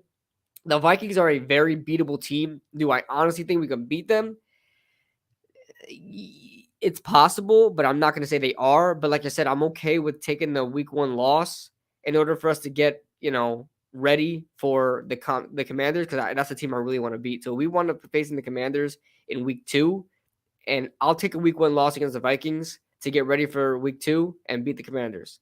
That's why I really want. I don't really care as much about the Vikings. And on top of that, I think we can get some steam rolling with um with Kayvon Thibodeau and Azeez Ojulari, if we can get them week one, if we can get Azeez Ojulari and Kayvon Thibodeau week one to ball out and have a great game, they're on pace to having a good season. Because if you have one good week, it's only up from there. So I would hope that's the case. I don't want to be put in a situation like in the Kayvon Thibodeau's interview in the combine where Brian Dable was like, I'm not trying to wish any bad juju on you, but like Hmm. say we're 5 weeks into the season, you don't even have a sack yet. Like I don't want to be in that position. Although it may be a good redemption story if he winds up just coming out of nowhere. I want week one Kayvon to be put in the best situation possible to ball out. I'd say the Vikings is probably the best situation. They probably have the worst offensive line and in the people that we're facing, the teams that we're facing this year, and they're already like rumored to be our number one team, our week one team to face. I would definitely be okay with going against the Vikings there and having a possibility of winning. But if we lose, we lose. It's not anything new to us. We always lose week one anyway. So Hmm. yeah. Hmm. I think that would be it, unless you want to take some questions from the chat. Oh yeah, we just hit 11. So if you guys have any more questions, comments, concerns, leave it in the chat as we get ready to wrap this one up. Thank you guys so much for joining in. He says, I hope DJ proves himself this year. If he doesn't, let's hope for Bryce Young or CJ Stroud this year. Dude, have you heard about this freaking Will Levis guy? Yeah, since we Wan'Dale drafted Robinson's Wan'Dale, I've quarterback. heard a lot about him. Why the hell is he regarded as even close to a first-round quarterback? We'll see what he does this Dude, year. That's all I'm he gonna say. almost got Wan'Dale killed so many times. I was gonna say every single time I was watching Wan'Dale highlights, I'm like, yo, this quarterback's kind of not Bro, good, bro. talk about the worst ball placement you could see in a quarterback. It's terrible. I mean, people are like him because of his running ability, and they're like comparing him to Josh Allen because of his running ability. And I don't know. No. To CJ, I don't. The only reason Will Levis was a talking point is because we drafted Wan'Dale. That's literally the only reason. No. It's not a Giants thing. It's everywhere. I've seen it for the Giants so much because I think Bleacher Report tweeted out, would the NFL loving to connect college quarterbacks and college wide receivers? Is that the next one we're going to see next year with Will Levis to the Giants and Wan'Dale Robinson? I was like, what? Dude, I don't know. I think it's not PFF. I don't think PFF's that crazy. Maybe CBS. Maybe, I don't know who it is. One of their mock drafts had Will Levis going number 1 overall. I don't know to what team. Number 1 over CJ Stroud and Bryce Young. What? What? It doesn't even matter who you like better, CJ Stroud or Bryce Young. To be over both of them? That's crazy. And Anthony Richardson out of Florida, which he's getting a lot of steam as well. I know freaking Ash is insane about this dude. Is it Ash or somebody else? Anthony Richardson on Twitter. I don't think it's Ash. Ash loves CJ Stroud. Yes, yeah, he's a Stroud guy. I might be mistaken with somebody else on Twitter. Because remember, Ash is an OSU fan. I know. Trust me, I know. But yeah, because he just tweeted out something too. He just said Justin Fields with Brian Dave. I said, dude, let it go. Let it go. It's not gonna happen. Okay. Oh man. Bark Nasty says I got us winning 4 games. Grab a quarterback next year. That's probably what we're gonna do is probably grab a quarterback next year. I would hope we win more than 4 games, man. I hope we don't regress. I honestly think we have a better roster than we did last year, besides not having James Bradberry. But Benjamin, I don't know if you want to talk about this a little bit. Doctor Strange. I was in that Nerd Cage live that you guys were in, which it was awesome, dude. That was a freaking awesome stream. Yeah, I guess we go a little off tangent here. What do you think about Doctor Strange, man? I know what you think about Doctor Strange. I gave it a solid 7 out of 10. It's a great movie to watch in the theaters in the sense that you're gonna have a lot of fun, in my opinion. I think that it does a good amount to try and help set up the multiverse. But there are drawbacks. Otherwise, I wouldn't have given it a 7. I feel like the first half of the movie was completely rushed. I feel a half hour to make it feel less rushed would have been good, but also explain a lot of things. I'm trying not to spoil anything for people in the chat. There's a lot of concepts that were not explained. There's a lot of objects involved in the movie that are also not explained to the extent that they should be explained. There's one object in particular that's a lot of plot holes. Over. Yeah. There's super big plot holes that just an extra half hour would have done so much to help explain. Even some of the characters came and left so quickly. Like you look at the main side character, right? Yeah. Know nothing about this person. Yep. I still know nothing besides the one little flashback. I still know nothing about this person. I didn't even care about this person at all. The other two biggest complaints for me would be the inconsistent power scaling, which I talked about a lot on the Nerd Cage live stream. It's like if you're gonna have a certain character be extremely powerful in one scene, have it like that for the entire movie, in my opinion. And I know who you're referring to. It's not really a spoiler anyway. Like, everyone knows that Scarlet Witch is the baddie. No, they don't. They actually none of the trailers painted her as that the bad guy. Everyone knew this. You just said a spoiler. Oh God! But anyway, none of the trailers actually painted her as that. Anyway, as far as power scaling goes, I think what they messed up on really is how much they nerfed this person throughout the whole MCU, and now nobody knows where she actually scales at as far as power goes because she could have ended like I said, I'm trying to speak without spoiling for the people, but also like Doctor Strange has not been using. Doctor Strange has been nerfed since Endgame, bro. If you think about it, Like I said, since Endgame, he's been nerfed. both of those He characters, hasn't been using his powers like he should be. bro. Just Like like in in No Way Spider-Man. Home, like I said it Yes, in when I Spider-Man. He watched No was a Way Home, I came back. I was like, was he holding back when he was fighting Peter or something, bro? Like what was going on? And then in this one, I'm like, he's definitely not holding back.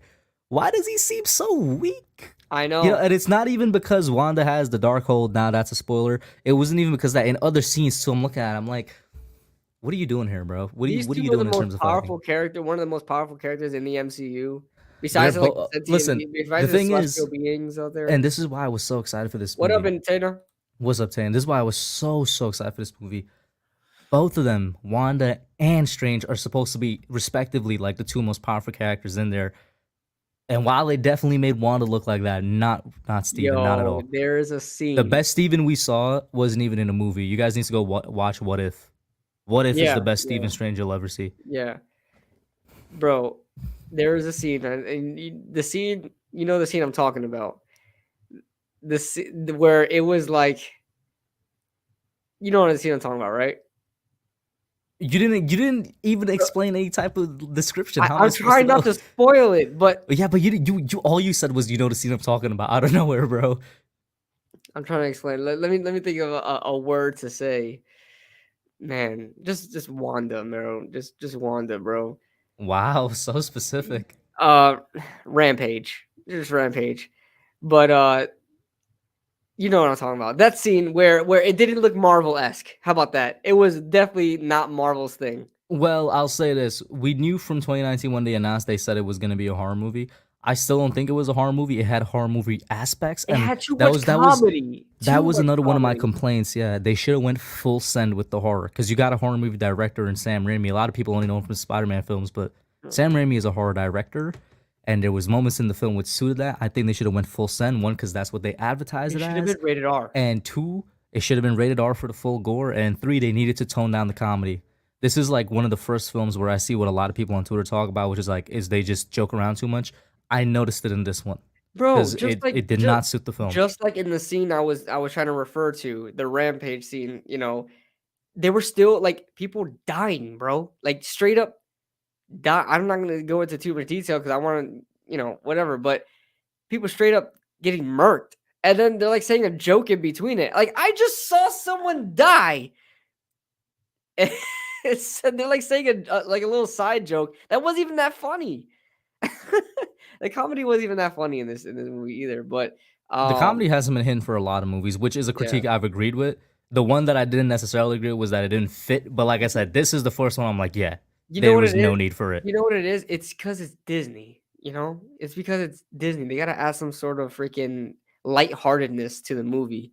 I really wish they went full send too. They made the if this I'm telling you right now, this would have been one of the best Marvel movies. It wouldn't look like a Marvel movie, of course, but it would have been one of the best Marvel MCU movies that we've seen if they had a rated R rating, where they went full send with the horror and rated R and gore and stuff like that, and they fixed the freaking plot hole. They made this movie longer, you Yeah, know? bro, those are my two main complaints, right? Yeah. Like, I think, and I told this to my friends, we watched the opening night, we exited the theater, we were talking. I said they should have given it the 30 minutes to explain stuff, fix pacing, fix plot holes, go full send with the rated R. And I think some of the CGI could have been touched up. Maybe I'm the only person that noticed it, but like when the giant Yes. squid was attacking, I was like, that doesn't look good. There And I'm was not a somebody that complains about there's people out there that complain unfairly about CGI where they're like, oh, the entire film was CGI, so it's bad. Like, no, CGI is technically an art as well. you're It's supposed to just that yeah, the squid did not look good. He looked fake. He looked uh, really fake. And I'm like, there's some things you that know could have what been he touched looked up. like? He looked like talking about the squid in the beginning of the movie. Yeah, Yeah, he looked like you watched Suicide Squad. Kind of looked like that, the Starro a little bit. I guess from the eye, that's the only thing I guess I Well, yeah, could because just tell. the texture of Yeah, yeah, yeah. the texture of the Starro looked better though. yeah, he Like did, he Starro looked did. better. But Yeah. but all of that being said, another 6 months would have been great because you could fix all that with another 6 months. And guess what? When that 6 months is up, it's released around Halloween time, which I felt like would have been a nice release date for Mhm. this movie, Mhm. man. Right, right. And yeah, man. Like I said, they just fixed up a lot of plot holes in that. Like a lot of characters I didn't care about at all. Um, decent. I mean, we've seen a lot of cameos. Um, a lot of guys that a lot of people that we've seen in other places. Um, and I don't know, man. I gave it a 7. Like I give it a 7.5, man. I Yeah, give it a seven point it's a five. 7 out of for me. Like, let's kind of steer away from what we have problems with. It's there's 7 is still a good movie. Like I said, you're Yeah, gonna it's a have a good lot of fun movie. for It's a good anybody that didn't watch MCU it. movie too. Like it Yeah, if you're an MCU fan, you're gonna like this movie. you're gonna like it. Yeah, you're gonna And like it. also It's not because of bad the at all. multiverse stuff, I really Oh, appreciate the what they did with the implications. multiverse stuff. Yeah, the implications of it is pretty damn good. But yeah, man, if they just added more time, if they just added more time to the thing and fixed and touched things up, man, I really think this would have been one of the best Marvel MCU movies that we've seen. Yeah, I'm like, you got to be specific because Marvel is bigger than MCU. Yeah, You and know, I you would got say the MCU. X-Men, bro. You know, Oh, you got the X-Men movies are kind of bad. I don't like them. Besides Logan, yeah. Well, Logan, Logan is top notch. yeah. First of all, the What? first X-Men movie is goated. I don't know what Okay, you're okay. The talking first about. X-Men movie is good, but second X-Men movie is not good. Third Second one X-Men was movie. I. Third one Yo, was also I, a little bit good. the third Wait, one let me finish though. had Let me so much finish though. potential. You about to disrespect Days of Future Past? I love Okay, X-Men Days of Future Past. Days of Future Past was all right It's too. it's one of my favorite movies, and it has the best Quicksilver we've ever seen, bro. It has the best Quicksilver we've ever Oh, seen. that Quicksilver is pretty damn dope, man. But yeah, yeah, I don't know, but I'm not a Yeah, big fan of 10 is X-Men. in there saying Logan's the best Marvel movie. I had to think about that. I Logan would is have up to. there. I Listen, hold on. love Logan. I Logan is one of love my Logan. favorite movies. Forget Marvel. One of my Just favorite period, right? movies. Yeah, yeah. Yeah, period. It's on my top 5, bro. Definitely. Logan. I would watch Logan over and over and over again. Love that movie. Ooh, I'm trying to think. It's just like just my favorite movies in no particular order was like Forrest Gump. I feel like it's probably my number one. Actually, I love This man Forrest went Gump. with Forrest Gump. Hey, Forrest Gump it's a is my good favorite movie. movie of all time, bro. There was one that I watched the other day. Oh yeah, with Jamie DNA. Foxx that I finally got to see with Jamie Foxx, DNA. and that's like my number 2 movie. Django. Django. Django is Yeah. amazing, bro. Yeah. Django is an amazing I movie. only watched half of it, but the half I watched was pretty damn cool. Yeah. But You gotta watch the full one, especially because it's on Netflix. It's okay, like, yeah, I gotta get into that. yeah, Yeah. man. So like those two are like just my favorite movies of all time, man. Yeah. Durant says Logan is great because it's not your typical superhero movie. Yeah, it's not your typical superhero movie at all, but it's like the perfect ending to Wolverine. It's like the perfect freaking ending. So Interstellar, one of my Interstellar is hard to keep up with. Just I love Interstellar too. And my Interstellar's cousin probably I Vinny. don't know if it's my third favorite, but I love it a lot. Yeah, Interstellar is just hard to keep up. I haven't granted I haven't watched Interstellar since like my junior year in high school, so it's not like I You should really definitely remember give it a it. rewatch. Yeah, I Definitely give it a probably should rewatch. because I definitely don't have any like I definitely have a lot more like knowledge than when I was a junior in high school. And I didn't understand it at all. But yeah, I should probably watch that again. My cousin Vinny was a pretty damn cool movie too. My cousin Vinny is a Yeah, classic just that's a because of classic right Marissa there. Tomei. Oh my god, yes. Yes. Um let me see. One I've heard about that I've never watched, people told me about was Pan's Labyrinth. I think it came out back in 2006. I gotta watch that one. Never heard of I've it. heard a lot about it. Never heard of it. Did you hear that they're doing? It's a They're Guillermo del Toro movie. oh, gotcha. Did you hear that they're trying to reboot Percy Jackson? Not trying to. They are. They It's been are, confirmed for like a year. The but casting's what's already out and stuff. is my girl Alexandria Daddario is back in there or what? Why would they reboot it with a 30-year-old, bro? I Well, no, know. she's probably 40 now. What? She's not 40. Are you But why out of would they your reboot it with a mind? 30-year-old, bro? You With put her what as good a reason? different character. Put her in Oh, there, I was bro. about to say, listen, I would love for the old cast to come back as the parents. No, I don't think they're Alexandria doing it though. Daddario, I bro. don't think they're doing it. She Now, don't. wait, have you read the books or were you just a movie fan? No, I never read. I don't read books. I'm not a So, good. bro, so you're not gonna care for this then because they're trying to go really book accurate. I mean, So well, if they're going really book accurate, I'm for it. I mean, I don't care. I don't, no, because I don't know if you're gonna want to watch 12-year-olds, bro. oh, okay. Yeah, I'm not even saying it as an insult, but typically the people that watch the movies they didn't Oh, realize that the characters are supposed to be 12, not 16. yo, Alexandria Daddario is the most gorgeous 36-year-old I've seen in my Yeah, life. yeah, bro. I know. I would love for her to come back. My Not as Athena, but they should God. definitely try and bring her back as Aphrodite, No, bro. That would be no, really bring her cool. back as Athena, bro. I don't think she don't look like an Athena, bro. Well, She Athena's gonna like need to old, bulk up and yeah, hit the gym, yeah, bro, yeah. and stuff too. Man, let me not get down bad right now, but that girl is Nah, I love Alexandra Daddario as well. hell yeah. Um, Yeah, no. So like they already announced the cast and oh, whatnot. so who's in there? Any like Um, notable people? And I know these bro, actors do are you probably know any real 12-year-old young. actors, bro? Even if I were to list them off, I mean, the popular dude, well, the guy who casted as Percy Walker Scobell, he was just in the Adam Project with Ryan Reynolds, where he played a young Ryan Reynolds. So he has the from once again from the books. oh, so I know he's in the Percy. movies Percy wasn't like this, but in the books he's a very sarcastic little kid. Hmm. So like he suits that really nice. So they're not putting any of the old cast from before, right? I don't know. I would love for them to, like I said, I would love for him to come back as like a, Hmm. some of the gods or whatnot, but I doubt it. What reboot brings back an old cast, you know? Yeah, I know. Yeah. Well, I mean, And it's not even a as a reboot. cameo. I would hate to call it a reboot. It's just an actual adaptation. Like the last ones, they were doing their own thing. Yeah. This is like an actual adaptation of the book Yeah, of the books. Yeah, I like the actor for the first one, the one to play Percy. He's in a Logan. couple. The thing is, I would love for him. Like I said, love for him to be back. He would be a good Poseidon because I've seen him. I've seen him with a beard recently. I'm like, oh, bro, Yeah, that man yeah, got the beard going. He looks old and scruffy. Make it happen. yeah. I could dig that too. I heard some people say that too, that he should be a Poseidon. But but yeah, guys. All right, guys, we're gonna end this off now. I like the conversation we went to too. We could do that more often. But thank you guys for tuning in. I'm going to get ready to get to bed and get ready for another day of work tomorrow. But thank you guys for tuning in. Next week we'll be on Akush's channel. We'll talk more about the schedule, obviously, and the schedule will be out, and we'll give you guys more Giants news that comes to attention during Mm-hmm. that time. So that being said, guys, thank you guys for joining in, and we'll see you guys next week. Peace.